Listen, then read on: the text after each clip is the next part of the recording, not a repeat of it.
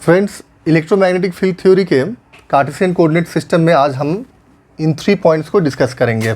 Differential length, differential area और differential volume.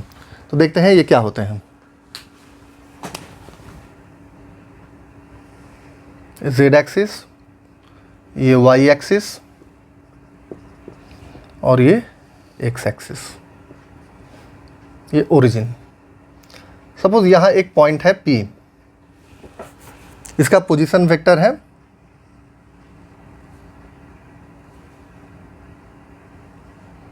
R, ठीक है। कोऑर्डिनेट है x1, y1 और z1। अब इसे यहाँ पे लिखते हैं P, x1, y1 और z1। ये पॉइंट यहाँ से यहाँ तक शिफ्ट हुआ, तो एक और पॉइंट हमें मिलेगा P1, और ये P1 जो होगा वो क्या होगा, ये छोटा सा एक लेंथ एलिमेंट है DL। ये जो शिफ्ट हुआ है काफ़ी छोटा है, तो छोटा लेंथ एलिमेंट है, तो इसे क्या कहेंगे, DL वेक्टर कहेंगे। तो ये P1 पॉइंट का कोऑर्डिनेट क्या होगा, x1 plus dx, y1 plus dy, z1 plus dz। ठीक है। क्यों? इस पॉइंट पे हमें जाने के लिए यहाँ पे x1 यूनिट चलना पड़ा था, इधर y1 यूनिट चलना पड़ा था और इधर z1 यूनिट चलना पड़ा था। तो इस पॉइंट पे P प्राइम पे जाने के लिए हमें क्या होगा, x1 प्लस dx। ये क्या था, x1, उसमें एक्स्ट्रा ऐड हो गया dx, इधर था y1, उसके साथ में एक्स्ट्रा चला आया dy, ठीक है। और इधर क्या था, z1, एक्स्ट्रा ऐड हो गया यहाँ पे dz। माने हर डायरेक्शन में एक छोटा छोटा लेंथ एलिमेंट जो है वो बढ़ गया, तो हमें ये dl वेक्टर मिलेगा। इसे थोड़ा और क्लैरिटी से देखते हैं।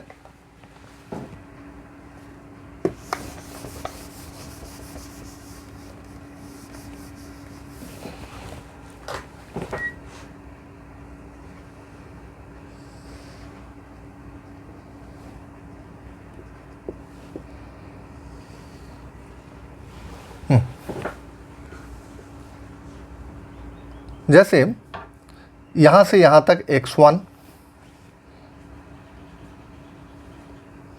y डायरेक्शन में आगे बढ़े, और ये पॉइंट है, यहाँ से पहले से ही हम एक वर्टिकल डाल के रखेंगे, ठीक है। तो ये हो गया y1, और ठीक इसके पैरेलल y एक्सिस में से ड्रॉ करेंगे यहाँ से, तो ये भी क्या हो जाएगा,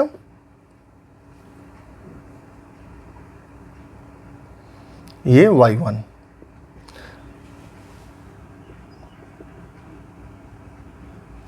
ये z1 है,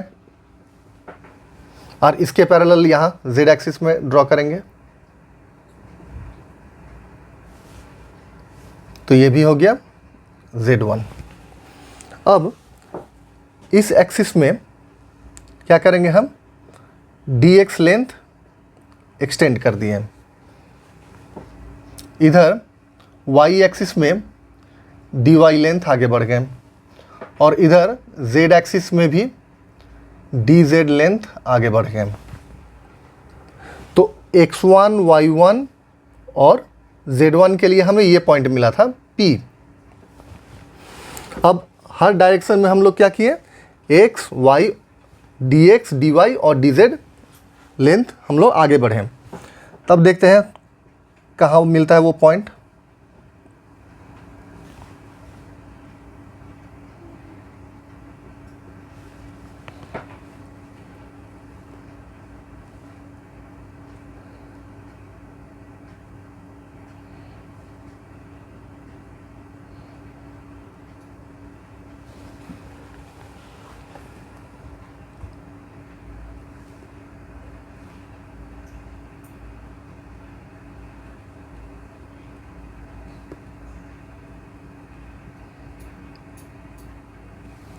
ठीक है, अब इसके पैरेलल लाइन ड्रॉ कर देना है हमें। कहाँ पे कट कर रहा है देखते हैं।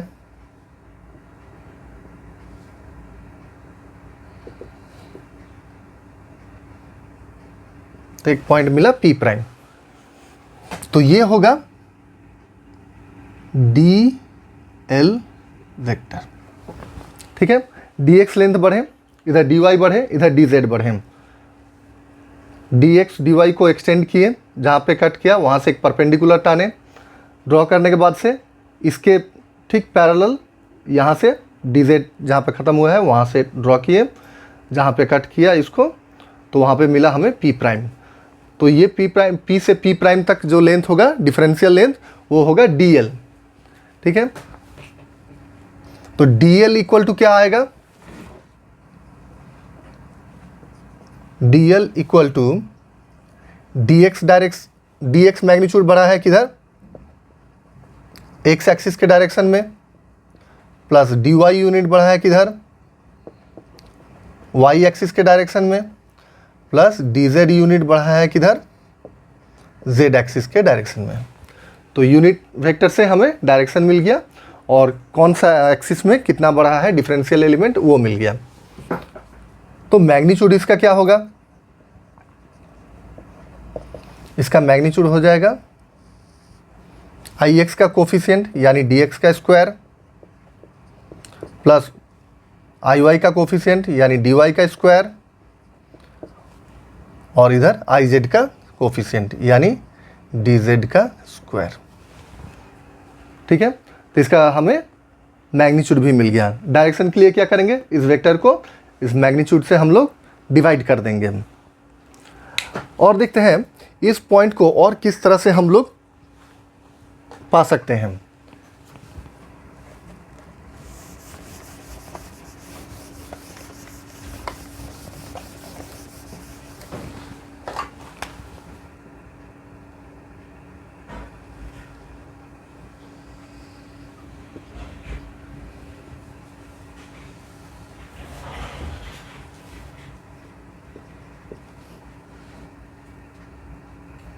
तो पॉइंट तो रहा P, ठीक है, और यहाँ एक पॉइंट हमें मिला।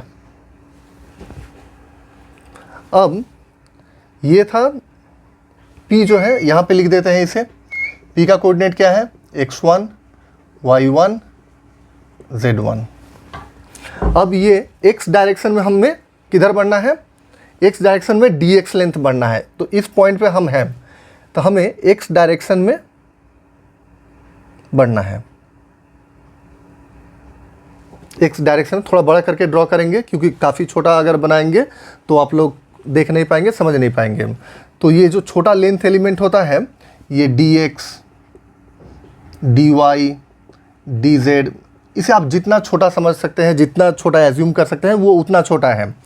मगर यहाँ समझने के लिए हम लोगों ने क्या किया, थोड़ा बड़ा ड्रॉ किया इसे हम। तो dx लेंथ हम इधर हैं x डायरेक्शन में। अब y डायरेक्शन में क्या करेंगे हम,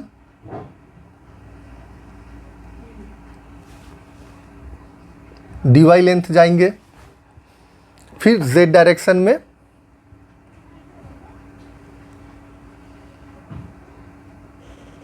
dz लेंथ गए। ठीक है, इसे और थोड़ा नीचे करते हैं।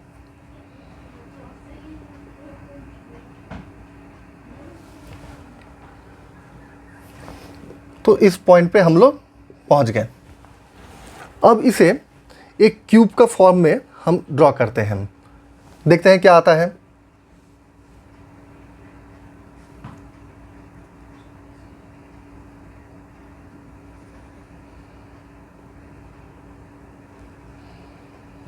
ठीक है, ठीक इसके पैरेलल यहां हम लोगों ने ड्रॉ कर दिया।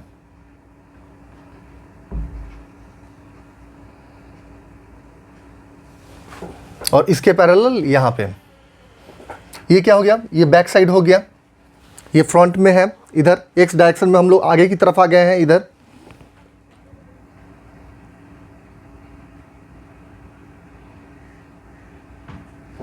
ठीक इसके पैरेलल यहाँ पे ड्रॉ किया हम लोगों ने।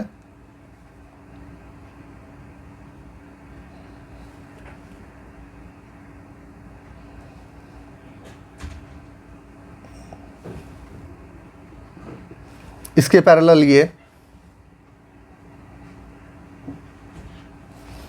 dy के पैरेलल ये, अब इसके पैरेलल ये ड्रॉ करेंगे,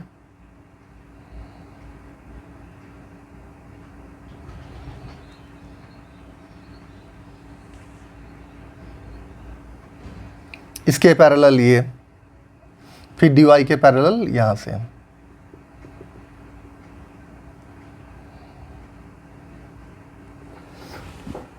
ठीक, तो एक क्यूब हमें मिला। तो इस क्यूब के बैक साइड का जो बॉटम कॉर्नर है वहाँ पे था मेरा P, और वो शिफ्ट कहाँ पे हो गया, इस क्यूब के फ्रंट फेस जो है उसके टॉप वर्टेक्स पे वो आके मिला P प्राइम। ठीक है, P प्राइम क्या है, x1 plus dx, y1 plus dy, z1 plus dz, ये है।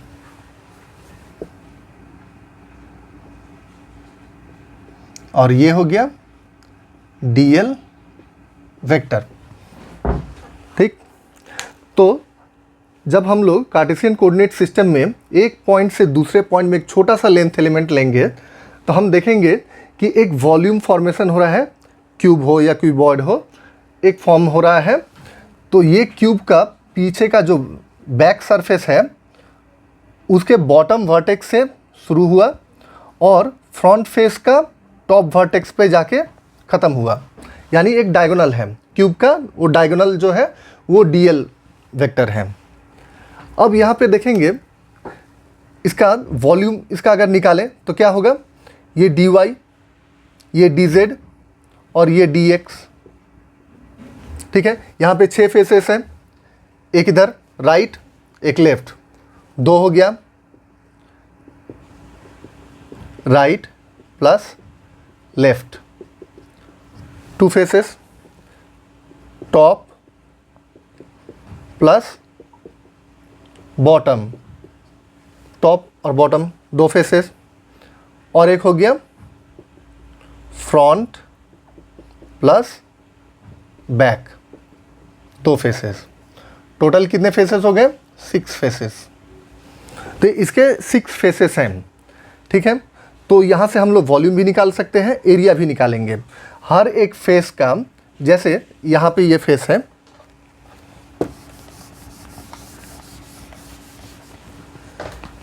इस फेस को A B C D एक नाम दे देते हैं।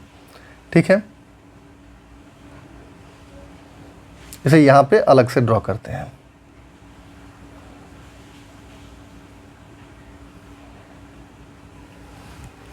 ये जो फेस है ये किस डायरेक्शन में एक्ट करे, इसका एरिया निकालेंगे। ये dx है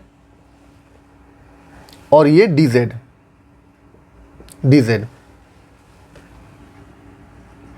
तो ds vector equal to dx dz।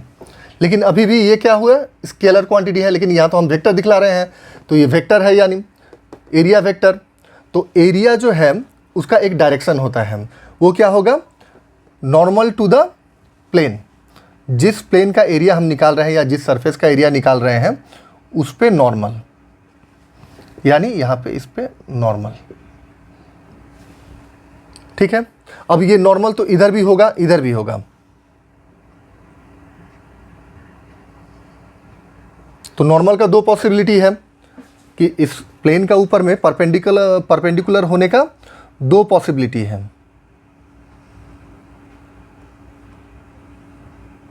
एक इधर एक इधर, लेकिन होगा कौन सा, तो जो क्यूब यहाँ पे फॉर्म हुआ उसके आउटवर्ड डायरेक्शन में ये सारे वेक्टर्स काम करेंगे।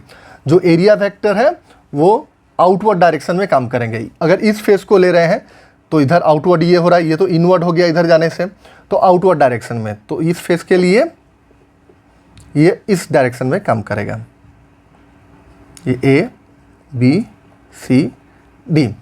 लेकिन इस फेस के लिए इधर जाने पे क्या हो जाएगा, इनवर्ड हो जाएगा, क्यूब का अंदर चला जाएगा, तो ये काम करेगा इधर इस डायरेक्शन में।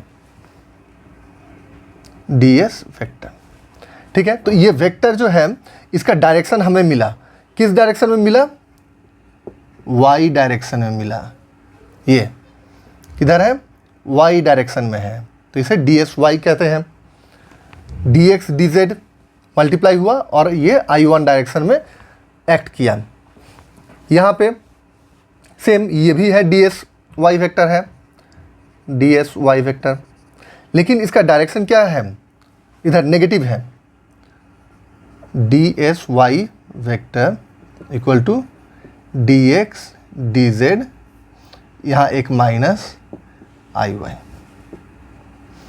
क्योंकि ये नेगेटिव y डायरेक्शन में है और ये पॉजिटिव y डायरेक्शन में है। तो वैसे ही हम ये फ्रंट फेस को अगर लें, इसका एक नाम देते हैं, ये ए बी सी डी है, तो ये ए सी आर एस नाम देते हैं।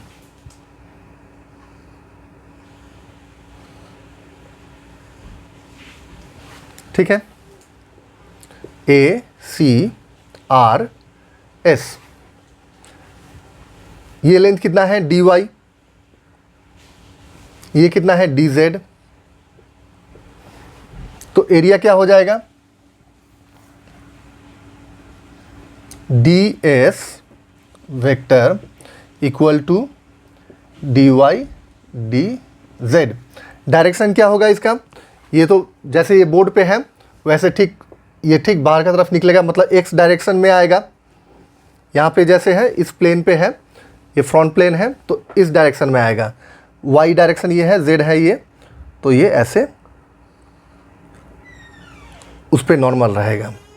ठीक है, तो ये i x डायरेक्शन में। ठीक है, जब हम y और z को मल्टीप्लाई कर रहे हैं तो x डायरेक्शन में, x और z को कर रहे हैं तो y डायरेक्शन में, तो इसे हम लोग लिखेंगे ds x। ये x डायरेक्शन में काम कर रहा है। यहाँ से देखते हैं इसे ऐसे, और इधर पीछे साइड में ऐसे ये काम करेगा, ds x वेक्टर। मगर इसे क्या होगा? डायरेक्शन इसका नेगेटिव होगा, इसका पॉजिटिव। ये पॉजिटिव x डायरेक्शन में आ रहा है और ये नेगेटिव x डायरेक्शन में जा रहा है। अब हम लोग देखते हैं ये टॉप और बॉटम फेस को, ये इसे ड्रॉ करते हैं। इसका नाम देते हैं, ये क्या है? ए बी एस है, यहाँ पे दे देते हैं टी, यहाँ ड्रॉ करते हैं इसे।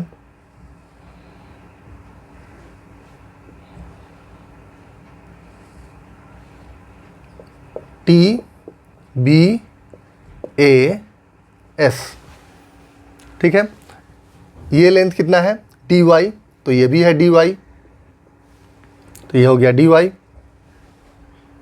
और ये क्या है?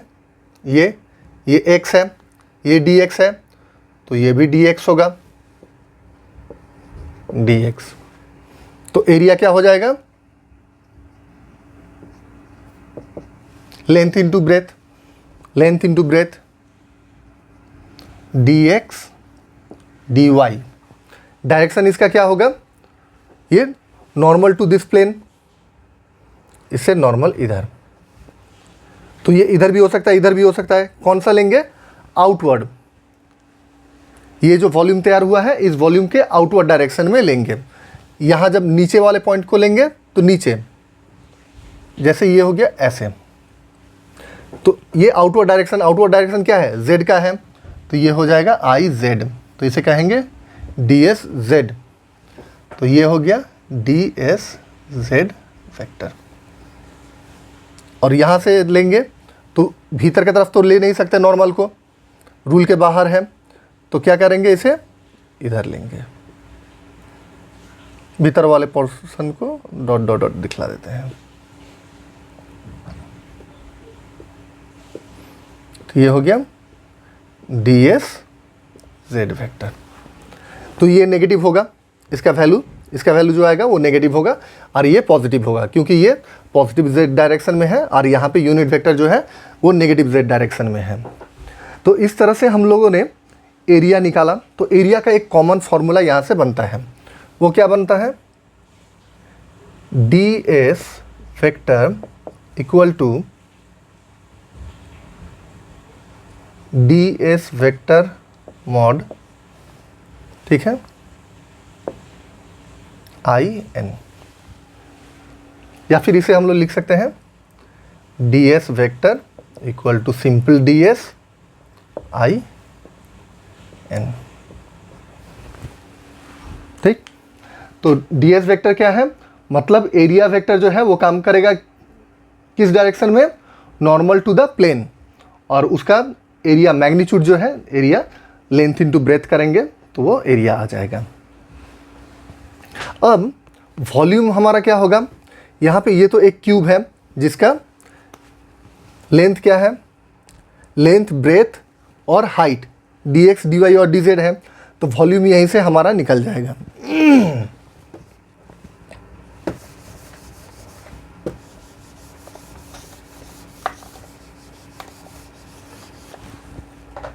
तो जनरल फॉर्मूला को हम लोग यहाँ लिखते हैं,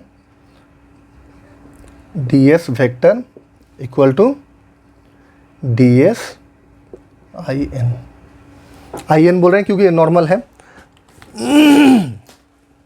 अब हम लोग वॉल्यूम निकालते हैं, ये काफ़ी सिंपल है। वॉल्यूम क्या होता है, लेंथ इंटू ब्रेथ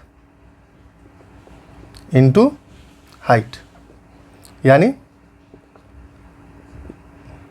सॉरी ये वेक्टर नहीं होगा, dv equal to dx dy dz।